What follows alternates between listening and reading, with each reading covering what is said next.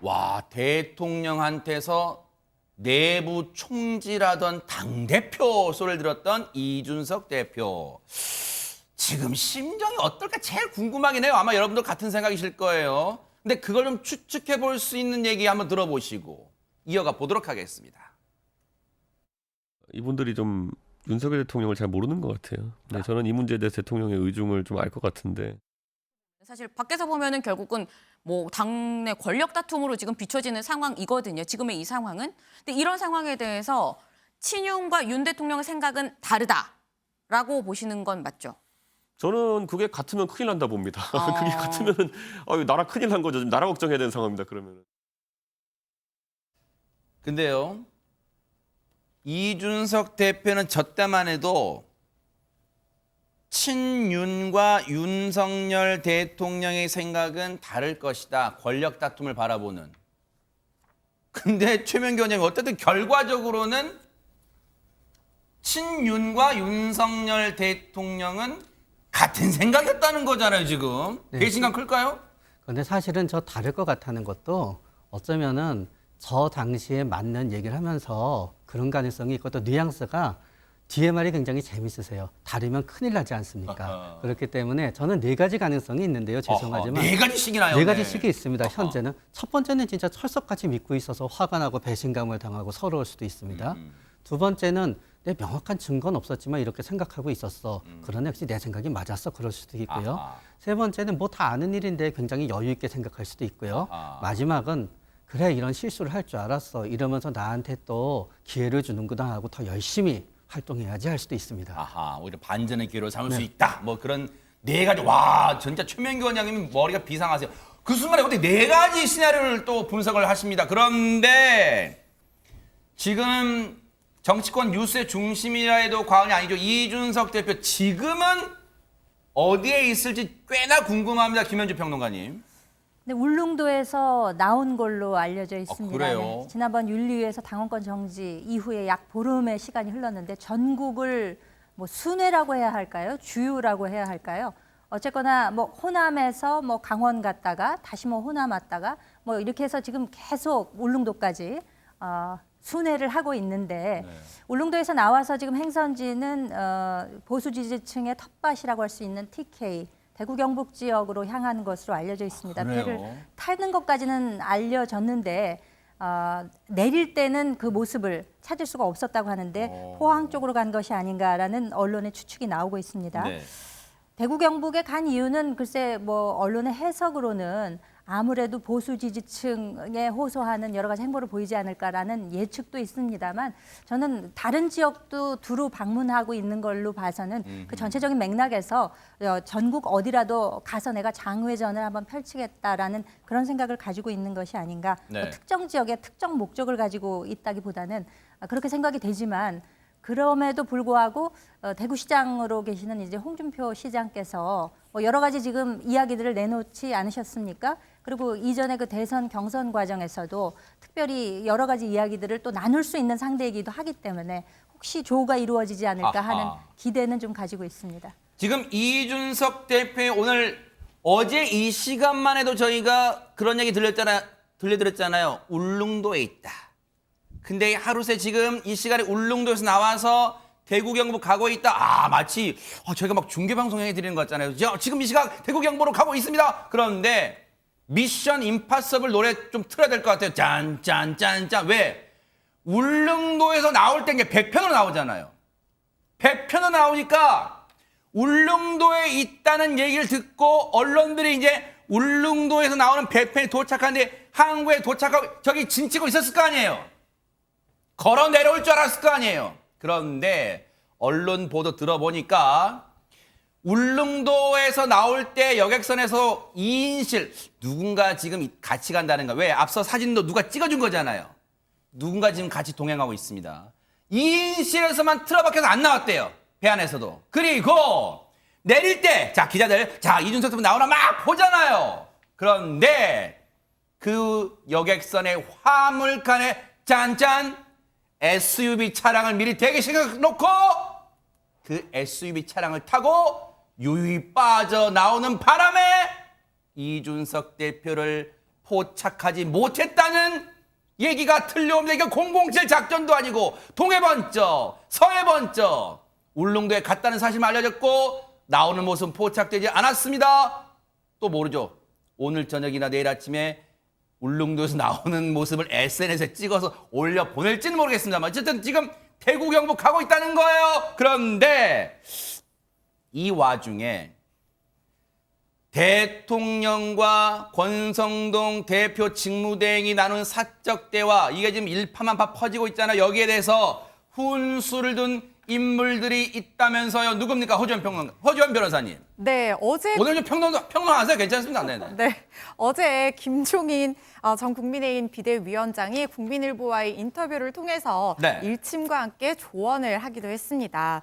일단 대선 전부터 잠재적으로 내재되어 있던 어떤 갈등이 집합해서 나온 것 같다 이렇게 분석을 했어요. 그러면서 좀 과격한 표현도 했습니다. 무슨 집권당이 이렇냐라고 하면서 당이 위기 해결 능력이 없다 이렇게 일침을 놨어요. 그리고 사실 정권 초반이잖아요. 근데 지금 이 상황에서 자꾸 이렇게 이상한 일이 벌어지면 국정 운영의 동력을 찾기가 어렵다라고 얘기를 하면서 근데 일단 일이 일어났기 때문에 한 번 공개된 거니까 쏟아진 물을 다시 쓸어 담을 수는 없지만 빨리 해법을 찾아야 된다 이렇게 얘기를 했는데요. 네. 어떤 조언을 내놨냐면요. 네. 당분간 국민의힘이 조용하지 않을 것이다. 특히 최근에 이 권선동 대행이 연이은 실책을 했습니다. 뭐 사적 인사 채용 논란과 관련해서도 좀 실언을 했고 또 이번에도 이게 문제가 생긴 거잖아요. 그래서 사실 당 내외에서 이 비대위를 구성하자는 어떤 요구들이 있는 상황이거든요.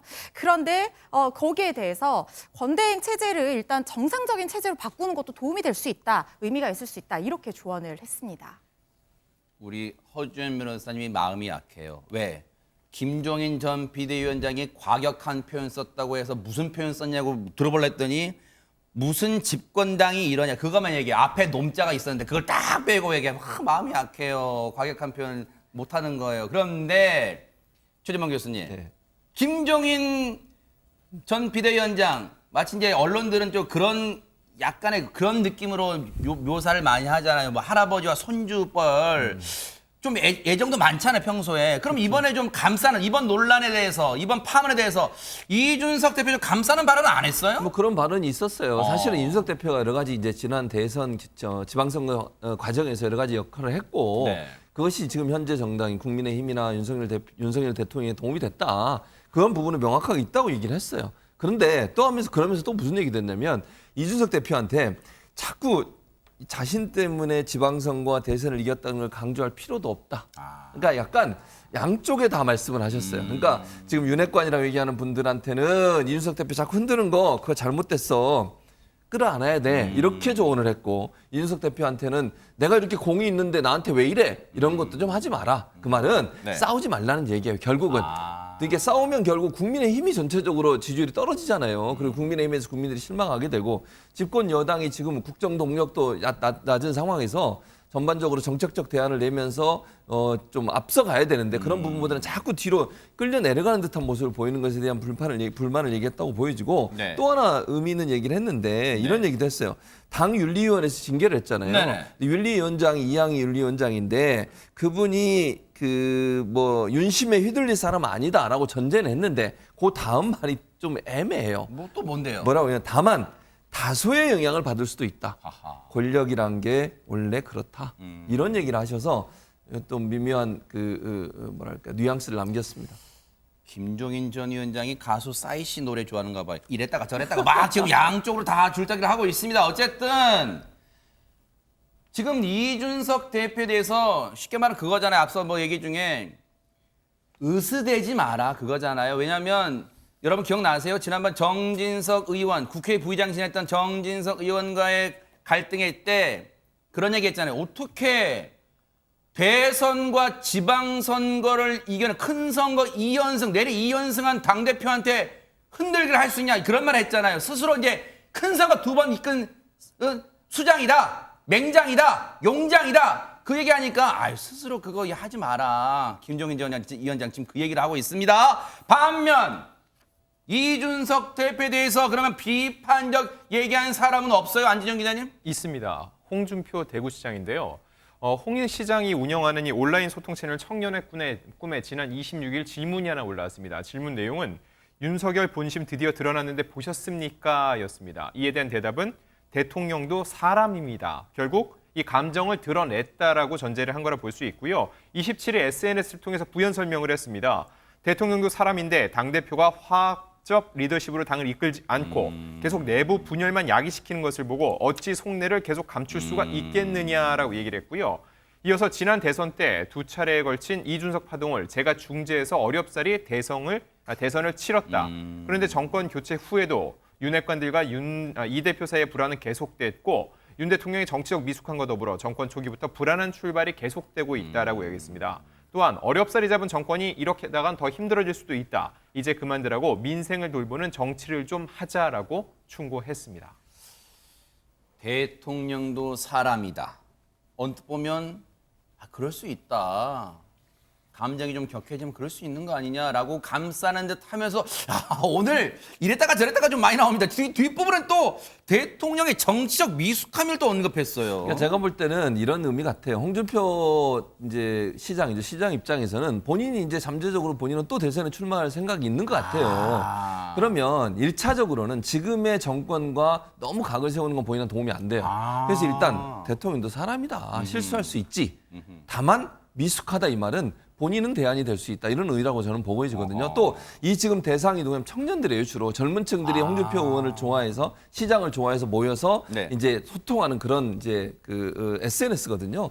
그러다 보니까 아무래도 본인에 대한 강점을 부각시킬 의도도 있었던 것 같고, 그러니까 윤석열 대통령의 미숙함을 표현하면서 본인은 대안이 될 수 있고 정책적 대안을 갖고 있는 사람이라는 부분들에서 차별화를 이루면서도 그러면서도 각을 세우는 모습을 피하면서 현재 정부와 함께 가려는 모습을 보여주는 거. 그래야 본인이 왜냐면요 현 정부가 각을 세우면 본인의 대선 가도 그렇게 도움이 안 돼요. 지금은 이제 나중에 예를 들어서 정말 좀 시간이 지나서 4년 5년쯤 되면 그때는 각을 세우겠죠. 근데 지금은 정권 초기인데 각을 세우면 본인은 전혀 도움이 안 되거든요. 그리고 지방 정부를 맡고 있는 시장 입장에서는 중앙 정부의 도움도 필요해요. 예산도 그렇고 그러네요. 지원하고 그래야 실적도 내야 되는 상황이고 네네. 이러다 보니까 중앙 정부와의 화합이 필요한 상황에서 각을 최대한 안 세우면서도 본인의 능력을 좀 부각시키는 그런 어떤 용어의 선택이 아니었나 이렇게 보여집니다. 그런 어떤 절묘한 절제의 표현들이 담겨져 있는가 그런 생각도 해봅니다.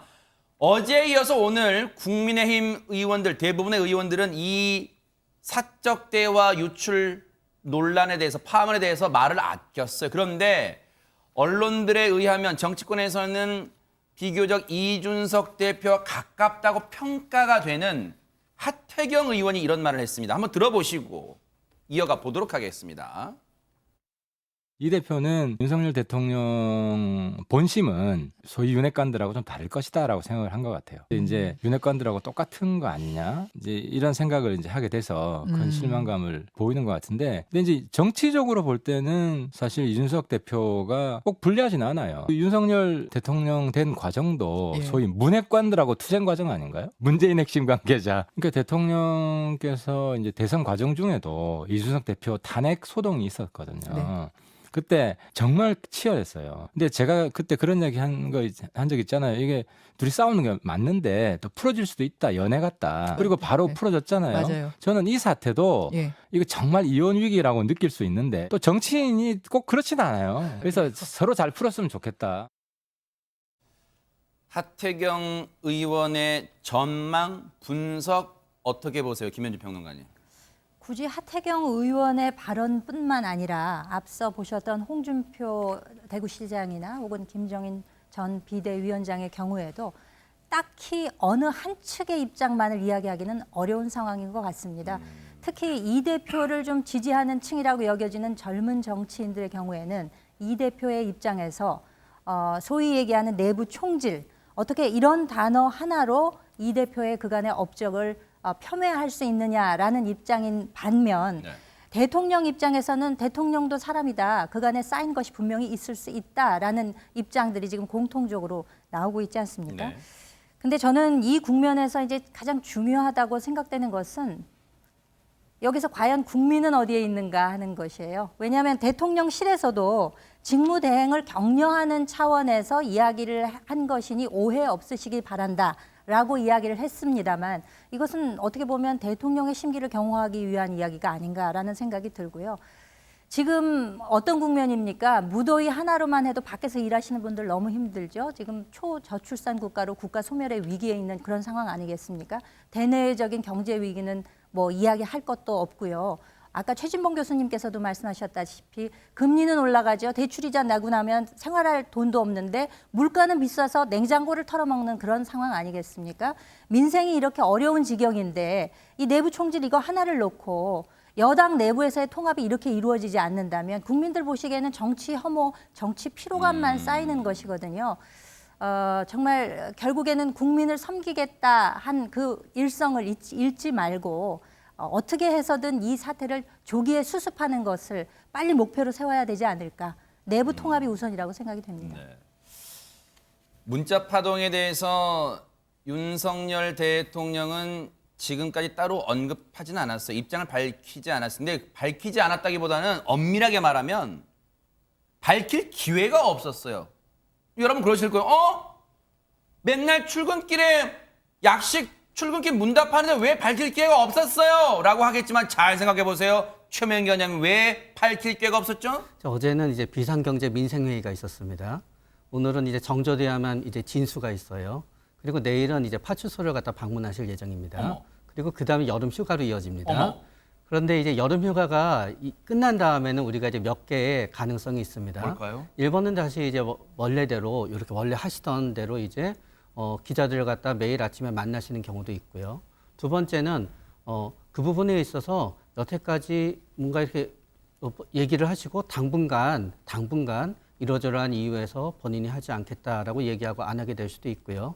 세 번째는 기자를 만나긴 하지만 네. 여태까지와 뭔가 다른 태도로 나갈 수도 있는데 이 각각의 세 번째에는 다 장점과 단점이 있습니다. 아하. 근데 최진봉 교수님께 이거 여쭤볼게요. 언론들은 그렇게 보는 거 같아요. 공교롭게도 문자 파동 이후에 공교롭게도 윤석열 대통령이 외부 일정이 생기고 있어서 출근길 약식 문답 이른바 도어 스태핑이란 뭐 영어 표현하는데 요즘은 이제 국립국어에서 되도록 쓰지 말래요. 그래서 이제 출근길 문답을 하고 있는데 그 출근길 문답 공교롭게도 안 되는 거 아니냐? 일정 급하게 잡는 거 아니냐? 이런 얘기도 나오고 있습니다. 아니, 그런 부분도 있을 거예요. 좀 피하고 싶으시겠죠. 왜냐하면 대통령 입장에서도 어차피 그 약식 기자회견 하면 물어볼 수밖에 없어요. 이걸 어떻게 안 물어봐요? 그러니까요. 기자들 입장에서 물어볼 수밖에 네네. 없는데 대답하시기가 곤란하실 수밖에 없어요. 그래서 저는 일부러 피하는 면도 있고 저는 뭐 그 피하는 게 나쁘다고 보지도 않아요. 그렇게 또 나와서 뭐라고 얘기를 하겠어요, 거기서. 그럼 그것도 또 다른 얘기 또 나올 겁니다. 대신 그 최영범 수석이 나와서 얘기를 했잖아요. 그 얘기가 저는 대통령의 의지라고 생각해요. 의미라고. 그러니까 대통령이 직접 얘기는 안 했지만 최영범 수석이 나와서 얘기했잖아요. 사적인 내용이 유출되게 돼서 유감이다. 네. 근데 권성동 원내대표에 대해서 그거는 이제 강하게 저는 질책하는 거라고 생각해요. 아니 왜냐면 그걸 사적으로 대화를 나눈 거가 공개되는 것 자체가 말이 안 되잖아요. 그거는 주의를 했어야죠. 네. 물론 뭐 저는 대통령이 그런 표현을 쓴 것 자체도 잘못됐다고 봐요. 왜냐면 대통령의 말과 지금 이 글자 내용이 다르잖아요. 네. 원래는 사실은 당에 간섭하지 않겠다 그러고 이준석 대표가 지난번에 그 징계 받았을 때도 안타까운 표현도 하시고 이랬었거든요. 그런데 뭐 마치 예전부터 별로 안 좋아하는 사람인 것처럼 이렇게 표현하신 건 분명히 잘못됐는데 그렇다 하더라도 그런 문자가 사적인 문자가 공개돼 가지고 이렇게 뭐 대통령에게도 여러 가지 어려움을 주고 또 국민의힘이라는 여당에도 어려움을 주는 사태를 만든 것 자체는 문제가 있는 거죠. 그러니까 권성동 원내대표가 그건 잘못했다고 저는 보고 그래서 그런 부분에 대한 서운함을 최영범 수석을 통해서 이미 표현했고 그 정도밖에 국민한테 할 얘기가 없어요. 그걸 뭐 부인할 수도 없고 아하. 아니라고 얘기할 수도 없고. 그러니까 엎질러진 물이니까. 그렇죠. 네. 그런 상황이라면 약간 시간을 두고서 피하는 것도 네. 하나의 방법이다 이렇게 생각합니다. 이런 가운데 윤석열 대통령 오늘 오전에 앞서 말씀드렸죠. 정조대왕암 진수식 이제 배를 띄우는 거예요. 정조대왕암 진수식에 참석을 했는데 김건희 여사와 함께 울산을 찾았습니다. 먼저 영상 보시고 이어가 보도록 하겠습니다. 여러분, 대한민국의 바다를 지키고 우리 국민의 생명과 안전을 지키는 이제 우리는 첨단 기술이 집약된 세계 최고의 이지스 구축함을 우리의 기술로 만들게 됐습니다. 국민들께서 바다에서 안전하게 경제 활동을 펼칠 수 있도록 강력한 해양 안보를 구축할 것입니다.